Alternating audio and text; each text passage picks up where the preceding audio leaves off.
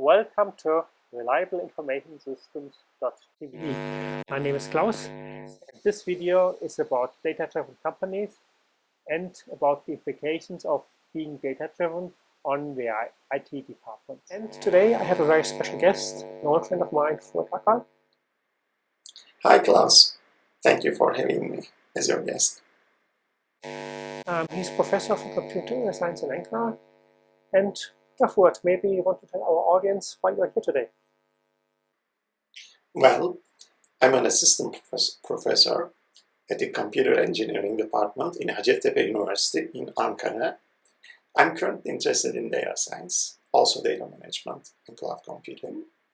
I'm teaching several classes. One of them is about data-intensive applications. As far as I know, you have considerable experience in related fields. So I hope my students will get the most out of it by watching your lecture. Sounds great. Should we start? Sure. Perfect. Well, let me start with a sales pitch. There is one reason why the concept of being data-driven is so popular. And the reason is very simple. Data-driven companies outperform their competitors regarding acquiring new customers and retaining customers. Plus, they are more profitable. This is the reason why so many organizations invest at this moment heavily into building and expanding their data management and analytics capabilities.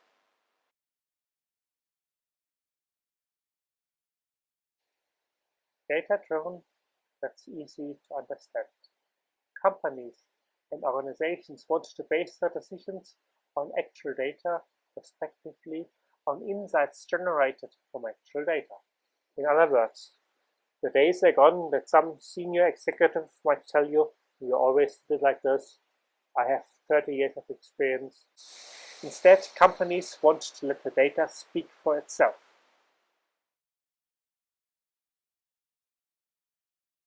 Now let's have a closer look at what means data-driven. What I found most helpful here are papers and articles from the area of the US education system where they're trying to nail down what means data-driven decision-making. At the core, there are three terms: data, information, and knowledge. That's really an interesting point. Could you explain this a little bit more? Data is the kind of raw form. Doesn't have any real meaning. It could be streams of ones and zeros. It can also be a database table. Just assume there's a table where you have some strings, then you have 10-digit numbers, and you don't know anything else about this data. And then obviously you can't use it.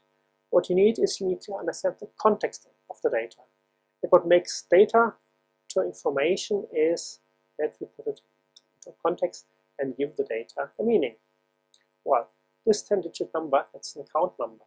This 10-digit number, that's an account balance. They're completely different. Oh, strings in this column, well, these are names of employees. These are names of customers. It's really important to get to the context. And if we come to the concept of knowledge, one important thing has to change. We have to prepare the data for decision making. Just assume you want to push sales in a company. You want to sell more cars, more insurances, more agricultural products. Well, you can have a long list of customers, but what do you do with you? It's still on the information level. Knowledge you're going to get if you decide, okay, these are my top 10 customers. Well, and these are customers that didn't buy anything for 2 years. That's knowledge. And then, and that's important, we come to the human mind, human judgment, where you have to make a decision. It's a human decision whether you focus on the most active clients if you want to push sales, or the ones who didn't buy anything at all. And yeah, once the decision is made, you have to implement, you have to call the clients, you want to measure the output.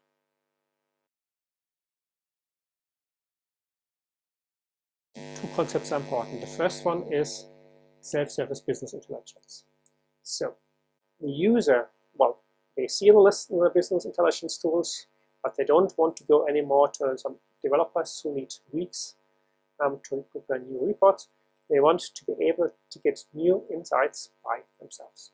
if I'm a controller, if I'm a salesperson, I want to be able to work with the data in my area to get additional knowledge, to understand whom you're making profit with, whom should we call next. And the other area is automated process, letting the computer gain the insights. And then we are area of predictive analytics, machine learning, deep learning. And how does the IT department get the money to develop or buy new software?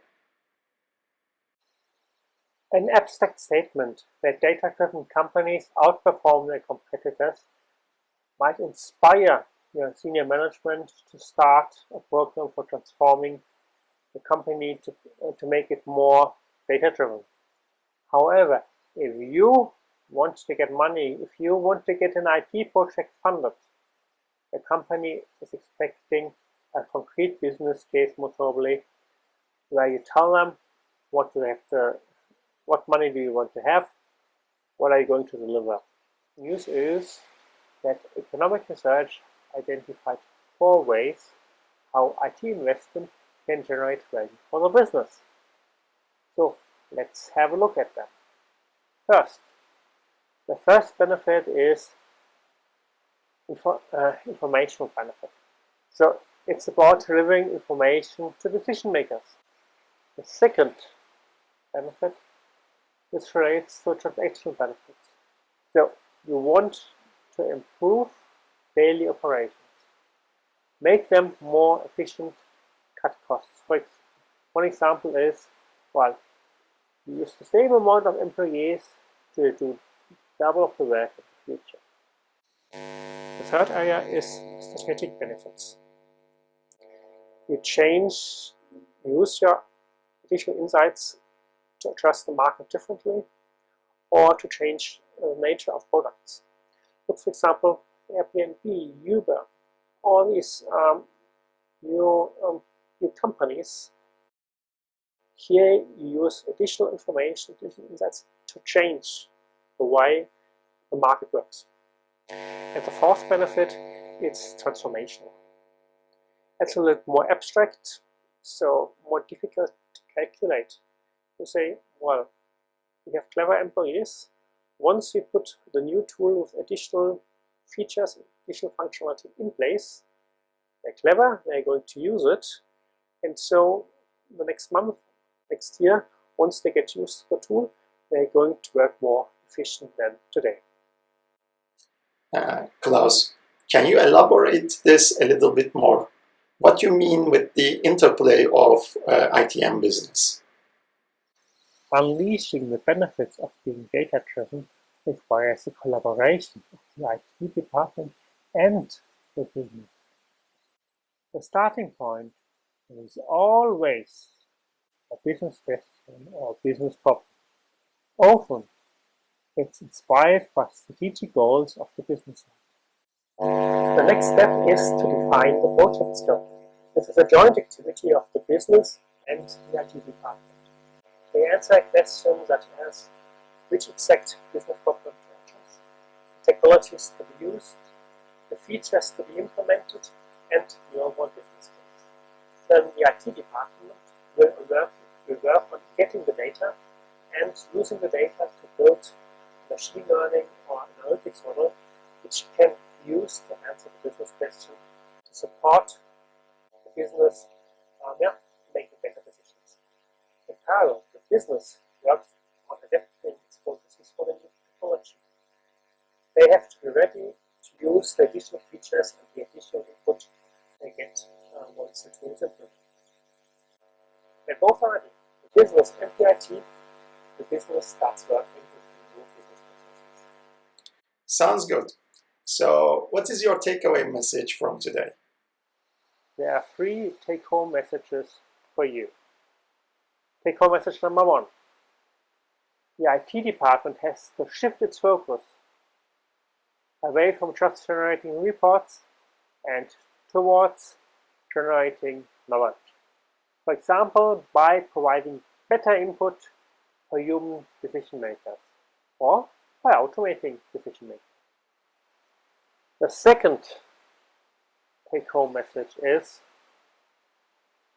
As in the past, there are 4 potential benefits or types of benefits that you can gain from investing into IT. For example, in the context of data-driven decision making. The benefit types are informational, strategic, transactional, and transformational. The third take-home message I want to point out is that the IT department is an enabler. The IT enables the business to move to data-driven decision making.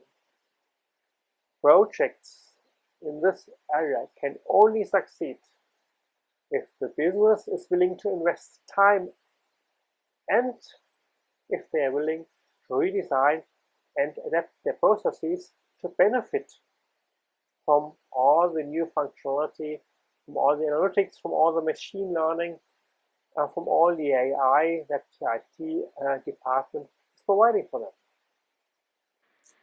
Thank you very much indeed, class. It was a fruitful talk. I really enjoyed it. Thank you. And I'd like to thank you for that, as well as I want to thank our audience for joining us today. That's it for today. I hope to see you again pretty soon, and don't forget to subscribe to my channel. Bye from Ankara. Bye-bye from Zurich.